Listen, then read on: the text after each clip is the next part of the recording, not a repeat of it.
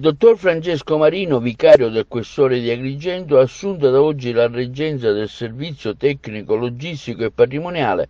della Polizia di Stato Sicilia-Calabria. La nomina è stata disposta dal capo della Polizia, il prefetto Vittorio Pisani, che arriva come un riconoscimento per l'eccezionale lavoro svolto da Marino durante i 2 anni trascorsi presso la Questura di Agrigento. In questo periodo ha collaborato efficacemente con i questori dottoressa Rosa Maria Raci, dottore Emanuele Ricifari, fino all'attuale dottore Tommaso Palumbo. Il dottore Marino si è distinto in particolare per l'organizzazione dei servizi legati alla gestione del fenomeno migratorio a Lampedusa, per il coordinamento delle visite di alto profilo sull'isola, tra cui quelle del Presidente della Commissione europea Ursula von der Leyen, del Presidente del Consiglio Meloni, del Ministro dell'Interno Piantedosi, del Capo della Polizia Prefetto Vittorio Pisani.